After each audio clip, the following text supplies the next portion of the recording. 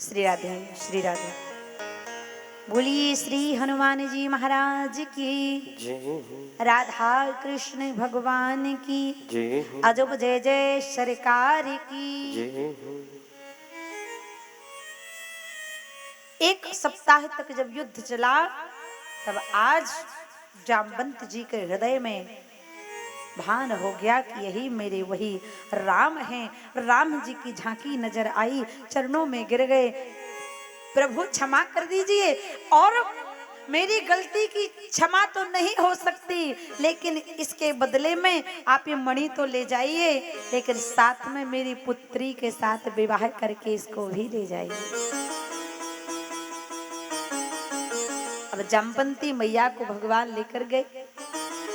अब उस मणि को लेकर गए और जाकर दिया सत्राजित को, भैया मैंने तेरी मणि नहीं चुराई, पकड़ मणि। अब सत्राजित लज्जा के कारण पानी पानी हो गया, कहने लगा, हे द्वारकाधीश,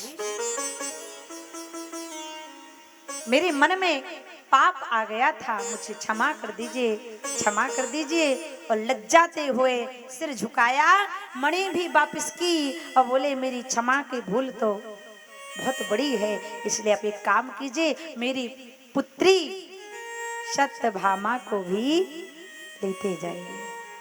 अब भगवान की कितनी पत्नियां हो गई? 3, रुक्मणी, जामवंती और सत्यभामा।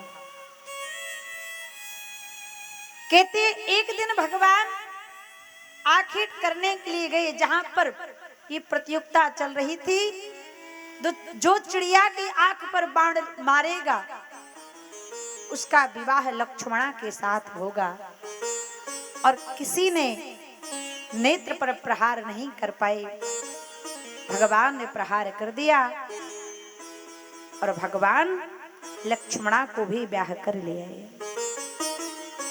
आदि शक्ति पराजगदंबा अंबे अंबालिके यमुना महारानी भगवान की तपस्या कर रही थी,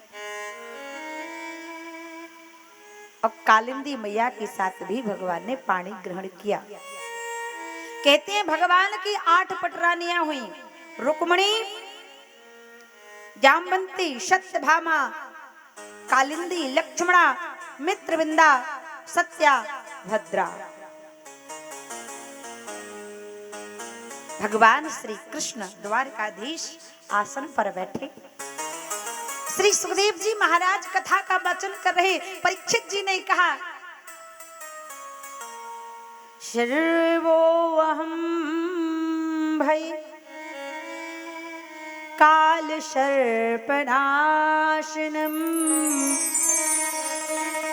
धन्या भागवती कथा दुष्ट हृदय विराक्तिकम्। हे सुखदेव जी महाराज, पिबत भागवत रसमाल्यम मुहुरो रसिकावो विभाग। अब आप मुझे इस कृष्ण रस को सुनाते जाइए, सुनाते जाइए। ना भूख लगती है, ना प्यास लगती है, अब तो सारी जिंदगी ही मुझे उदास लगती। हे